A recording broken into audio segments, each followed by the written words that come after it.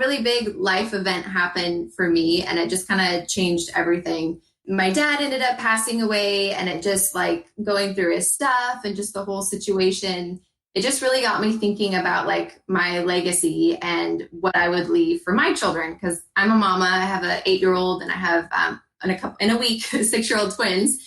Thinking about that, like, well, what happens one day when I'm gone? What are my children going to look back, and what are going to be the things that stick out as memorable to me? Like, because when I was planning my dad's funeral, it's like, in a weird way, it's like the highlights of someone's life, or what were their accomplishments? What were their joys? What were their struggles? What did they love? What did they like live for?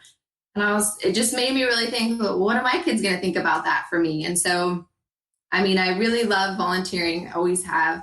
And it just really imprinted in my mind that I wanted to have a way to be able to make a difference. Sean Dustin spent time in federal and state prison for drug trafficking and fraud. Upon release in 2006, he had nothing but the clothes on his back, a bag of mail, and legal paperwork. In 2010, he kicked a long-time methamphetamine habit and started the long climb back up the ladder of life. This is the Nowhere to Go But Up podcast. If you want transparency and authenticity, you're in the right place. This is the Nowhere to Go But Up podcast, and this is Sean Dustin.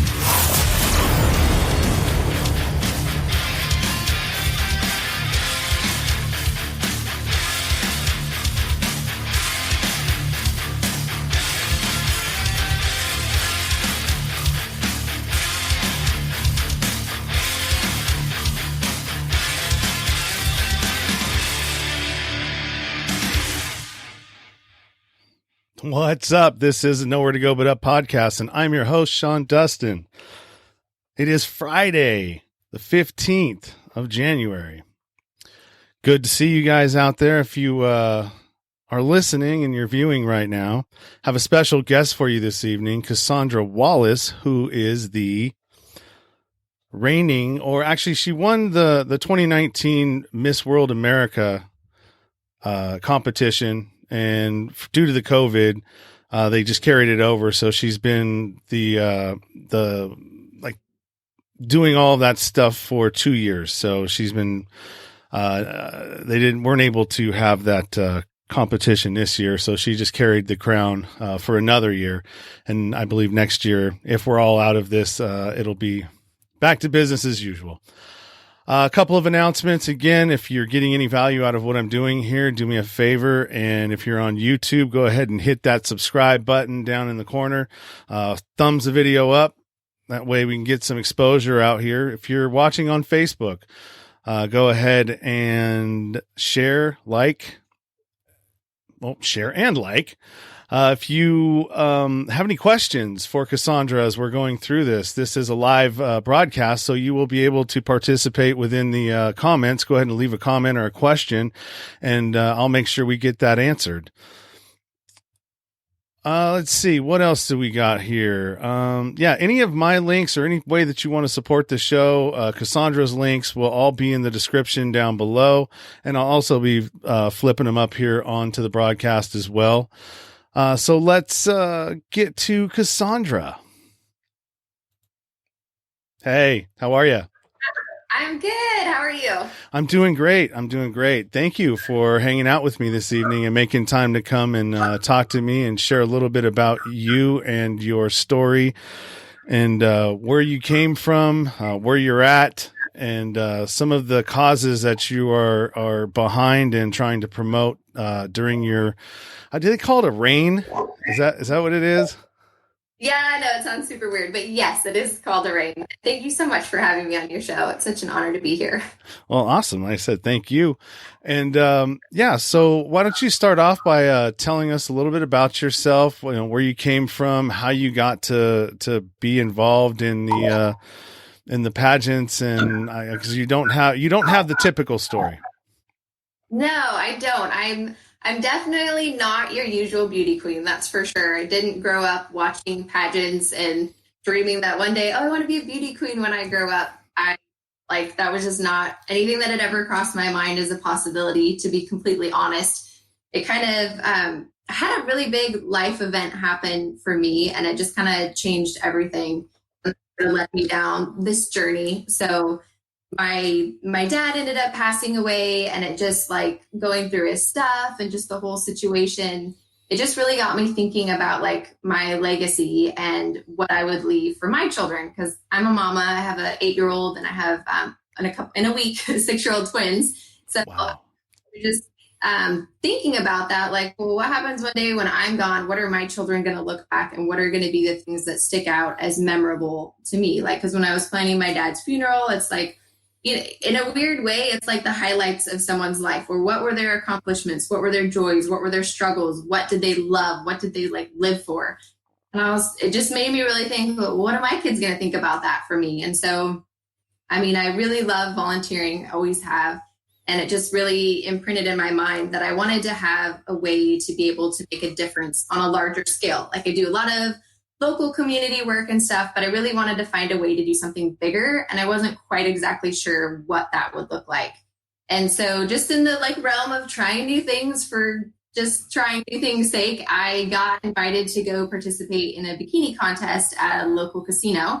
So I was like, sure, why not? I've never done this before. And part of the competition is they asked you to write a little bio about yourself, like what you like to do. And so I talked about how when I was younger, I had been all over Africa doing volunteer trips every summer. And it was something that was like really meaningful for me to be able to volunteer and give back. So at the end of the bikini contest, I ended up winning, and I went to go thank the judges. And one of the judges was like, oh my goodness, you should totally be in pageants. And I was like, oh, I'm actually old. I'm not like 18, and I have children. Like because in my mind, I'm thinking like, you have to be 18 to like 20. And I'm like, that ship has sailed. Yeah. And she's like, no, you actually, there's pageants for people that are older, and they kind of swap out the talent portion for your community involvement and different charity events. And it's a really good way to help and give back. And I was like, oh, okay. So I signed up for my first pageant. I'd never even seen a pageant when I signed up. I had no idea what I was getting into. And that's how I got into pageants. So I definitely was like, I haven't even seen any of the pageant movies, honestly. So I definitely was not your typical beauty queen rolling into it, because most of the girls competing had competed since they were like 4, and their parents had like pushed for it, and their sisters did it, and all this other stuff. And everyone's like, so who do you know that's done pageants? I'm like, my intro to pageantry, right? I'm like, okay, how many pageants have you seen? And I was like, maybe I should see one before I'm in one. So there's this little tiny local fundraiser, like it's a college prep thing for like, I think that they're like junior high kids, and they do like a really like short pageant. So I was like, oh, okay, cool, I'll go watch that. So that's the only pageant I had seen when I initially competed, which was nothing like the one I was in, by the way. But Yeah. So that's kind of how I got into that. Yeah, and you had some other wins too, as well. Like, didn't you win the Miss Washington or Colorado? One of the state competitions, right? Yeah, so I started off as Mrs. Paulsbo, which is the city I'm in, and then I got the Mrs. Washington, which is the state I was in, and then I won Miss World America, and then I went on to the Miss World International pageant, where I got first runner-up. Okay, that's awesome. Thank you. And so I was reading, you sent me your bio, and it's pretty impressive what you do, because you're not just a pretty face. You're pretty smart, and you do you're a tax person, and not just a regular tax person. Explain a little bit about that. Yeah, so I'm actually an enrolled agent, which also sort of ties into my story too. Like, I've been doing taxes for forever. Like, I'm going into year 14 and doing so, and I'm 34. So I've been in the industry for a very long time. That's what I went to college for. But I never took my enrolled agent designation, which is like, it's very similar to a CPA, which most people have heard about. CPA is a state designation, enrolled agent's federal. It's more recognized in the IRS tax code. But I never took it because I was failing, because it's a really hard test. And sort of my dad dying, and then one of my mentors just was like, kind of imprinted something on me that was very meaningful. Like, if you don't try something because you're scared to fail, you've already failed. at least if you try, you have the opportunity of succeeding, and then you can learn what worked, what didn't, and move on. But if you never try, you will always fail 100% of the time. And that was something that just like really resonated with me. And so I was like, okay, I'm not going to live my whole career where I never go get the designation. I know all this stuff. I can totally go do it. And it was like a really long test, like 3 parts, and it's supposed to be like, several hours long. And I went in each time and I was done like in less than half the time. And the instructor's like, are you not finishing it? I'm like, no, I'm done.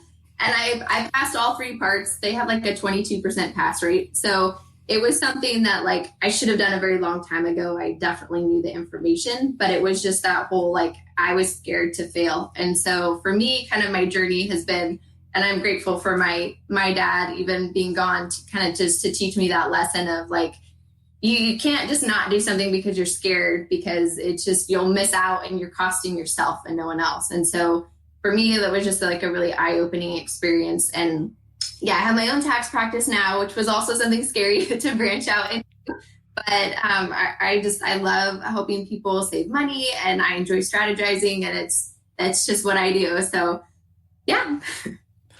That's awesome. That's awesome. Yeah, I come from a family of tax people. My mom was worked for KPMG for years, retired from there. And then also my ex was right under the controller, like almost I don't know what the name of it is, but yeah, I'm pretty familiar with that industry. Yeah. So you have some stuff that you're working on, especially down in Haiti, right? One of the causes that you are working with, and what is the name of that?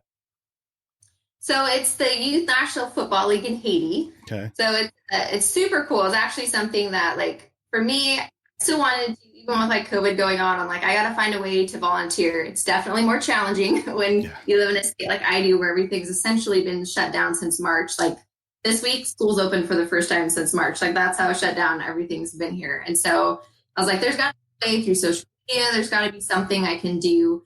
And it was through the beauty pageant, actually a mutual connection, where I learned about the league, and I said, it's this really cool program in Haiti. We give the opportunity for kids to be able to play football, or if you're here in the US, soccer, no cost to them, which is really cool. So it's similar to like if you were to take, like for me, if I were to go register my kiddos to go play like rec soccer, but the difference is it's free. So a lot of these kids are from very, very poor places where, although it only costs $25 to sponsor a kid for the whole season, their parents can't afford it. Yeah. So it's really cool that they have that opportunity, that they're not left behind because their parents can't afford it. They get to be able to play. They get, with the $25, they get a home and away jersey, and they get to be part of this league. And sort of the unique thing about the league is they track everything. So they have this cool little app, and they track all the players and the games. And so they're able to see like who's really skilled at soccer and who's not. I mean, that's fine if you're not, that's awesome. There's so many benefits of sports, truly. But for the people that, the boys and girls that are very good at it, it's a way for them to be able to get scholarships to go to other countries, to get an education, and to pursue sports professionally. So it truly can be life-changing for a lot of these kids. And this is the first year there was the league, and this is the first year there were ever girls sponsored to play. So that was kind of my pet project for the COVID time. Was I had the opportunity of working with a lot of other beauty queens and a lot of other wonderful people to be able to find sponsors so that there was enough girls sponsored to play. And then on top of that, I had the really cool privilege of being able to go to Haiti in September and watch the opening games. And it was just so surreal to be able to see these girls playing. But I'm like, oh, I know who sponsored you. Like, this is so amazing. And then a few weeks ago, I actually got back. I got to watch the closing games of the league. So it was just really cool to see like the kids whose lives are impacted, because sometimes you just say, oh yeah, some kid's being helped somewhere, but to actually like see that kid in person, like playing, and to see their passion, and to know that like this kid would never have had the opportunity to play if somebody hadn't sponsored them to play, is just, it's so incredible. So that's been something that I'm an ambassador for them. So I've been able to help volunteer with that. And it's been absolutely incredible. Yeah, that's really cool. That's definitely cool. So somebody that hasn't been to like a place like Haiti, explain what it was like. What was your experience like? I'm going to play a video from when you were there. It's a little kind of a longer one, but explain it a little bit first as to like what the life was like down there. We come from a first world country, I guess you would call it that. I don't know what it's like there, but take me through it. What your experience was, how are the people, and all of that. Sure. Yeah. No, I wasn't sure what to expect at all with Haiti. Most of my traveling has been to Africa. So it was definitely a completely new experience for me. I had no idea what to expect going there. And of course, it's very warm. It's tropical down there. I was taken back by how friendly everybody was. I think of everywhere I've ever been, just the friendliest people. And it didn't matter like if you were at the airport or if you were out with the kids playing soccer. It didn't matter like who I interacted with. Everybody was very, very friendly.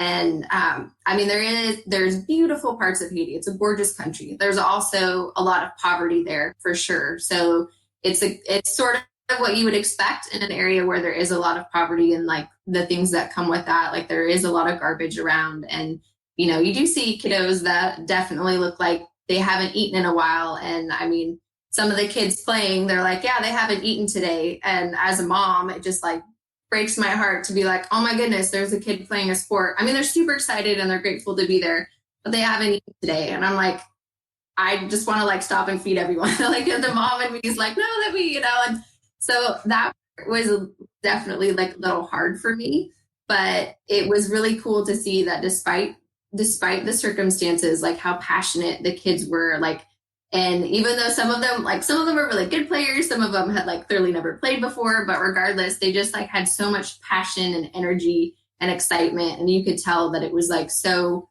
wonderful and meaningful for them to be there and to have that opportunity. So that was huge for me. But yeah, Haiti's amazing. I would definitely say wonderful things about it, but there definitely is poverty and a lot of need for things that go along with that. Yeah, it sounds just like, it's no different than kids that would be playing here that you would see enrolled in your local soccer programs, after school programs. Mm-hmm. And I think that's really important to understand is that, look, just because people are over there, they're over there. We're all basically the same. We all want the same things. We all want, our kids. I have a 3.5-year-old daughter. I want her to be healthy. I want her to be safe. I want her to have the things and the opportunities that I didn't have. And I think that goes across the board anywhere. It just translates no matter where you are in the world. Absolutely. Yes. I think that every parent wants their child to have a better life than them and wants the best for them. And that's something that like was really impactful for me too, is being a mom. Like, I love taking my boys to go play soccer. They all play rec soccer. They love it. They enjoy it. They look forward to it. And so I was thinking when I was helping find sponsors for these kids, I was like, how heartbreaking would it be to be a mom, have your kid wants to go play, but you don't have the money to? Well, of course you would want to. But if you're having to choose between, well, are we going to pay for food or is our kid going to play soccer? Of course you have to prioritize. But it was really incredible that this organization has gone in there and now those parents have to make those choices. And being able to watch the closing games, like to hear some of the kids share their stories, like because they play in this, with like soccer balls that are very, very falling apart. But when they get to play with the league, they get nicer balls and all this other stuff. And this one kid got on there and commented at the end that, he'd been playing, his team won the finals, and he had commented that he had been playing his whole life, but he had never won a medal for it before. And they gave all the kids that won medals, got to help put them on, some of them. And it was just like, you could see the like intense passion and feeling of pride that he felt like, hey, I got to do something I absolutely loved. I rocked it. And now I have this medal that I'll have for the rest of my life. And I get to go home and I get to show my parents. That's one thing that was very striking, different to me versus being in the US and watching soccer games versus being in Haiti. As in the US, when I go and watch with my kiddos, all of their parents are there. Everybody's grandparents are there. It's like you have more people watching than you have playing for sure. Well, it's not the same way in Haiti because a lot of the times the kids are bussed in there and they come from very far and it takes a long time to get there and their parents have to work or their parents can't get there. So there's almost no parents watching. So it's pretty much the kids playing and then the next kids behind them that are watching.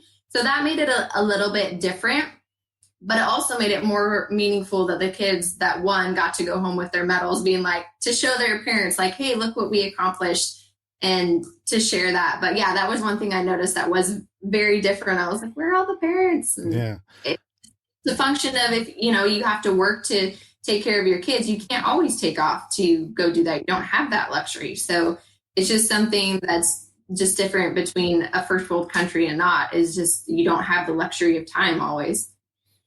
Yeah, that was going to be one of the questions that I asked you was, you know, did you get a chance to talk to any of the parents? But obviously you didn't. No. But so let me ask you this. Having been there and seen what life is like there, and I mean, you've been to other places in the past. What do we take for granted that you noticed by being in a place like that? Like, what stands out that Americans take for granted? You know, I think the biggest thing is food. I think Americans take food for granted. Yeah. For example, my children have never, and I'm super, super grateful for this, but my children have never known the concept of there's no food. Maybe it's not the food they choose to eat. Maybe it's not their favorite food. But every day they wake up, there's something for them to eat in my house. They don't have to be like, oh man, we're not eating today and going to school. You know, like, we're not eating today and going to go play sports or go play with our friends. We just got to like put on a smile and suck it up on an empty belly.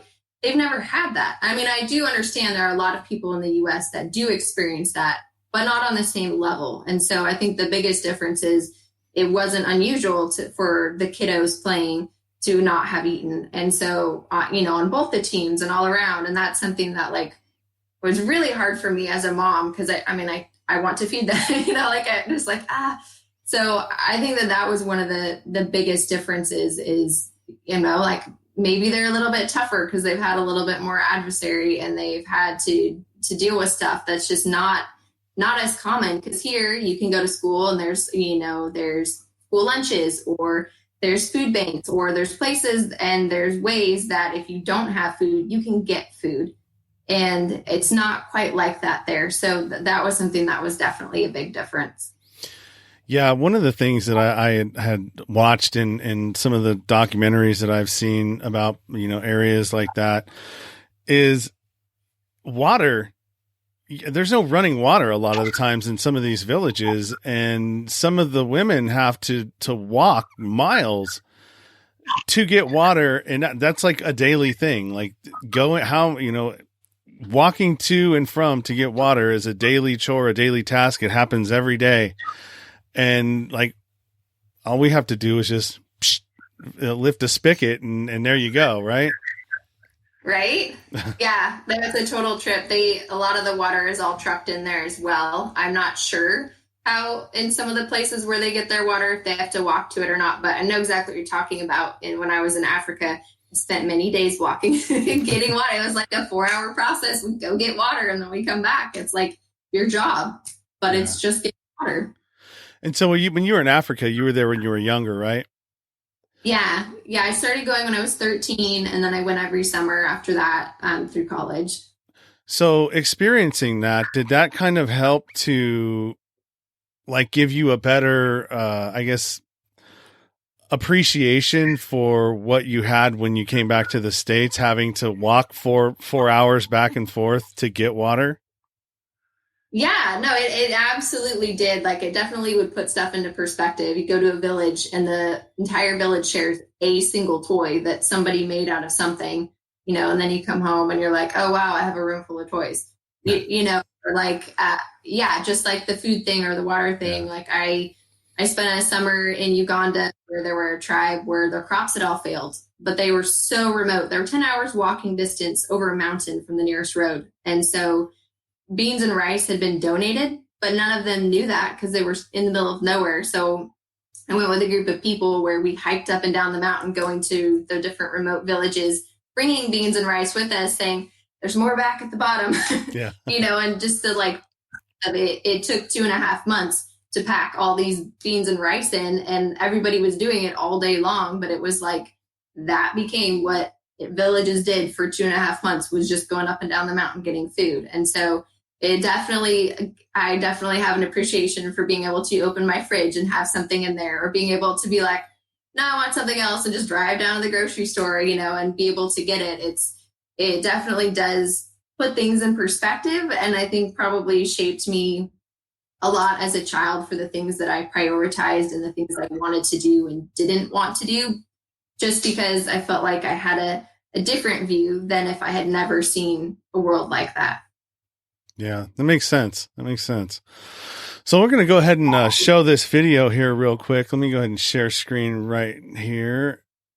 And if you guys are watching, bear with me. This is going to be a Instagram and IGTV video from the league that Cassandra is talking about. And I'm going to play this one where it has you in it.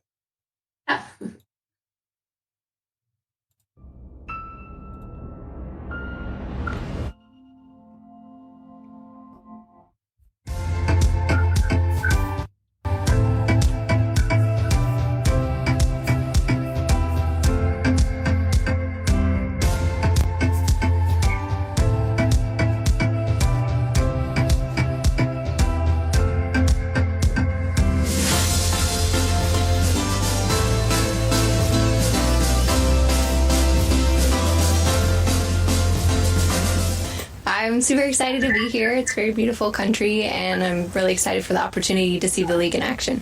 Mwen tre kontan ke mwen kapab ba e ke mwen kapab reprezenter Ligue féminine haïtienne nan parce que moi-même lèm te timoun, sport c'est un bagage qui était très important pour moi.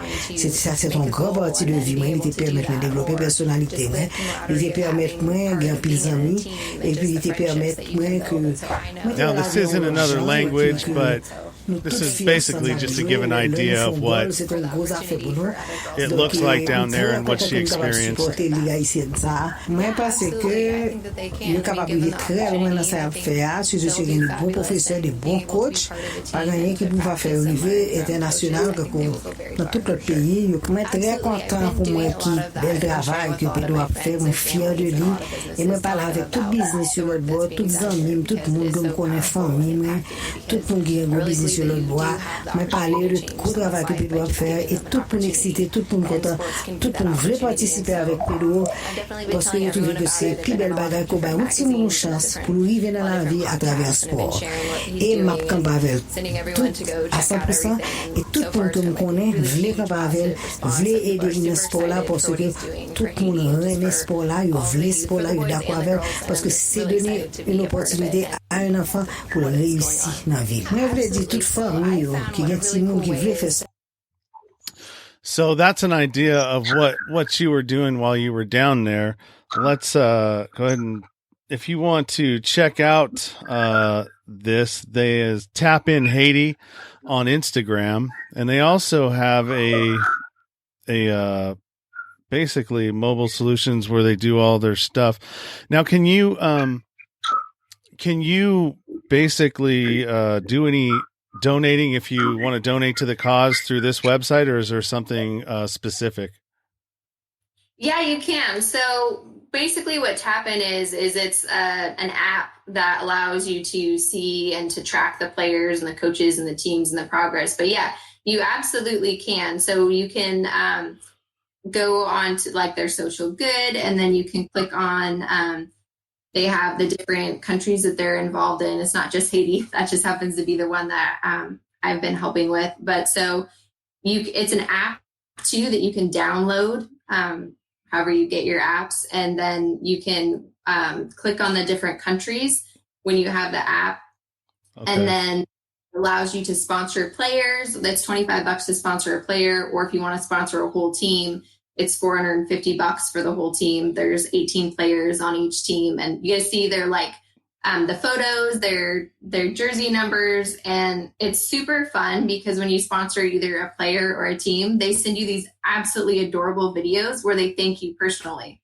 So you get to like actually have some interaction, which is kind of fun, and then you can follow during the season and see how your player or your team is progressing, which was something I really enjoyed doing. Happen to be a little competitive, so always like, how's my team doing? You know, how's my girl? And so, yeah, there's definitely ways that you can be involved with that. And I know they're always looking for sponsors because each time, you know, they have games, more and more kids sign up. So there were a lot of people signed up. And then after the games started happening in Haiti, it just exploded because more and more kids heard about it and more people knew. And so it's a really cool opportunity. And so there are so many kids on there that need to be sponsored that won't be able to play unless someone sponsors them. So definitely if it speaks to anyone, it's a really cool way to give back and make a huge difference in someone's life.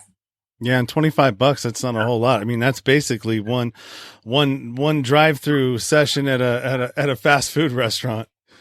Right? I know, because like in comparison, I was like, what? They could play for $25. My kiddos play here, and it's like, I think it was 170 for each of them to play for their season. And so it's definitely very, very reasonable, and it's hugely impactful in the kids' lives. Yeah, I like the fact that, I mean, it's almost like for the ones that are really good and take it seriously, it's almost a way out. Yeah, absolutely. Because like the thing is if you have a super talented person and they never get the opportunity to play in front of anybody, you know, that and find them to nurture their talents, because even if you are natural at something, having somebody be able to teach you the fundamentals and having someone who can guide you and point you in the way to go and line you up with, hey, this is how you can actually make a living doing this, or hey, this is how you can get an education doing this. Without all of those networking opportunities, it doesn't go anywhere, and you're still left playing on the streets without the ability to have a better life. So for me, it's so huge that you are able to find people that have these skills and these talents. And the other really cool thing is that the league also creates a lot of jobs in the area. So all the referees, all the coaches, they're all local people who, I don't know if they had jobs before or not, but they're well-paid jobs, and they're taught a skill. And there's kids that run their media there that are phenomenally talented, that had they not been given this opportunity, like, it's crazy to see how good these kids are. And in the video clip that you were playing, like the people that were filming that and the people that were interviewing me, those are all jobs that were created down there as a result of the league. And so there's people that had these talents and these wonderful gifts that didn't have an avenue to nurture them and to make a living off of them. So it's really cool. The ripple effect of it all, I guess, is something that's like really stands out to me as well. Yeah, that's really cool. So what is your favorite part since we're going to change speeds here a little bit. What was your favorite part since you won of your reign so far? I mean, I know that was pretty cool, but was there anything other than that kind of stands out to you about what you've been able to do so far since you won? You know, I really like little kids. So for me, there's been a lot of really fun things that I've got to go do with little kids. Mm-hmm. So I got to, one of my really good friends has a candy store. And so she had this fun idea that I should come dressed up with my sash and crown and a ball gown, and we should have little kids just come, and I would give them little tiaras and put them on their head. And I was like, oh, that's fun. And there were so many little girls that like came up and were like, I want to be a princess. And I was like, you totally are a princess. That I put the little crown on them. And it was just really sweet to like interact with them. And I just really loved that, actually. And I got to go to Seattle Children's Hospital there and go read, and they have like a room where either like the kids are well enough to interact or like the siblings of the kids. And at the time, one of the little girls I was there playing with and reading with, her older sister was having open heart surgery. And at the same time, my niece was actually, who was the same age, who was like 4, was also having open heart surgery. And so it was just like, I mean, I wanted to like, as the mom, be like, hug her. I mean, I didn't touch her, but I was like really meaningful to be able to play with her because my niece actually lived really far away. And so I wasn't able to be there with her. And so it feels good to be able to like get the opportunity to give back in that. So I really liked reading and playing with the kids at the hospital. And then it's hard for me to pick my favorite. And then I really liked, like bell ringing with the Salvation Army. Like that was super fun too. I think like pretty much everything I've done, I've just like super enjoyed because I feel like there are opportunities that I wouldn't otherwise have had. Like this sounds super weird, but I have found it's actually really hard to get people to let you volunteer. Like a lot of the charities that I have gone and volunteered with has required me calling like again and again and sending emails again and again, being like, please, can I come help you? You know? And so like, and I'm like, I'm a beauty queen. I really want to come help. I want to volunteer. And then I know it's just because they're so busy and they have so much going on. And then being able to like show up at the event and they're like, oh, you actually came and you're here. And I'm like, yes, I've been dying to come here, trying to get your guys' attention. I've been sending you my social media and sending you my photos, being like, please let me come help. I love to support you, please. And so, I mean, for me, that has been really cool. I got to help a lot with the Boys and Girls Club, which was super meaningful because my oldest son goes there as well. And so just to be able to like go full circle with that. So I don't know. I guess I don't have a favorite. I love them all. It's all just been like a dream come true to be able to like help people. Yeah, that is a tough question. I've gotten a similar question to that too. When people ask me what's the favorite episode that I've recorded with somebody, and I'm like, they all have a special place in my heart. Right? There's no, I can't pick just one.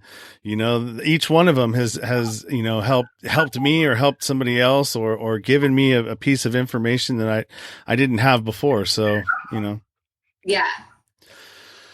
Now I'm going to ask you one more question and then we'll start to wrap this up.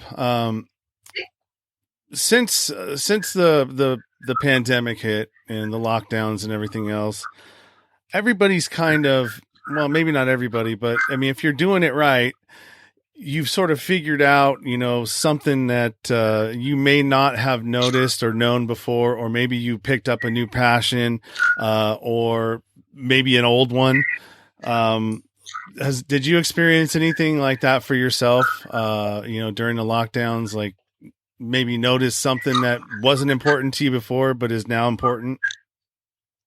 I'm just soaking up all the time with my boys. Like, I really enjoy that. Like, I used to have to commute really far and to meet with clients and all that. And I don't have to now. And so kind of my little time with my boys is I have my hot tub turned down very low. And at the end of the day, I like to go sit out there with my 3 boys and they drink their juice boxes. I have a drink and we just like hang out and say, what was the best part of your day? And about 90% of the time, my boys will be like, right now is the best part of my day, getting to spend time with you. And so for me, it's just a little bit about like taking a little bit of a slower pace and just enjoying those moments, because sometimes it's easy when there's a million things going to just be rushed and to not notice what's right there in front of you. So I really enjoyed that, just having more time with my boys and getting to like bond with them and their goofiness. And that's what I've been doing more of. No, I know exactly how you feel there as well. And that's kind of where I was. I have a 2.5 or 3.5-year-old daughter, and I was willing at one point to sacrifice, time with her for my career. And then once that happened and I started spending more time with her, I'm like, no way. It's not worth it. I'm having so much fun watching this little person's personality develop right in front of me. And I get to help. I get to help shape that, Yeah. And to me, that's like really cool. I mean, like I said, I could care less if I make less money now than I did before, as long as I get to spend more time with my daughter, I'm happy. Yeah, it definitely helps you like fix your priorities and get what's important in life. Yeah, for sure. Yeah, money comes and goes, but those moments and the opportunities to shape your child's personality and who they are going to become, their ideals, there's a great, I always say this, but there's a great meme out there, and it says, instead of giving your kids the life you wish you had, teach them the things that you wish you knew. Right? Oh, that's brilliant. I love that. Yeah. And I've been doing that ever since. And it's like, that's so right on, and I think we all should be doing that, but I'm only responsible for me, and I can only do what, what I can handle and control. So, let's see. What's the future hold for you? Well, I am actually getting to go to the inaugural ball next week, so I'm excited about that. Wow. Other than that, I'm going to New York Fashion Week, and I give up my crown in August. A little bittersweet, Yeah. but I also I've been asked to compete in another pageant, so I think I'll do that, and hopefully lots more volunteer work. I know I will continue to do stuff with the League in Haiti. That's something that's been very impactful to me, and probably honestly most of the charities that I've volunteered with, I'll continue to do stuff with because I love it so much. So going forward, probably just a lot more of the same. And when everything's a little bit more open and travel is a little easier, I mean, there's a lot of really cool opportunities and things that I could do if things were open. Like the pageant I was in was international. So it was really cool to meet beautiful, wonderful, intelligent, passionate women from all over the world. And a lot of them had really cool events and charities that I absolutely wanted to go to, like South Africa and to the UK and go support them. And just with the travel restrictions, I wasn't able to. Yeah. So once everything's open, I would love to go support those women in their causes because they have causes I never would have even dreamed of. I didn't even know existed. I didn't even know anything about, but it's really cool that they're passionate about it and they love it. And I'm a firm believer in women supporting other women. So I definitely would like to do more of that in the future for sure. Yeah, that's great. You also have a fragrance line now, right?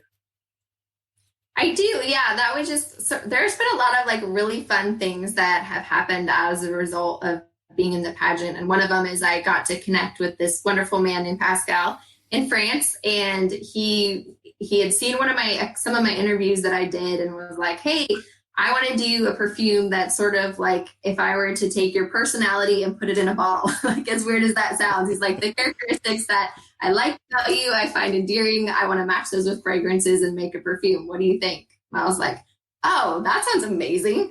So I partnered with him and was able to do that. So yeah, I have my own perfume. It's called Miss World America by PG Spirits. That's the name of his company in France. So it's based there, and I mean, you can buy it online and stuff, but it's been really fun. It's one of those like surreal, like fairy tale moments where you're like, I can't possibly get something this cool in life. And so I don't know, it's just been a wonderful blessing that I'm very grateful for.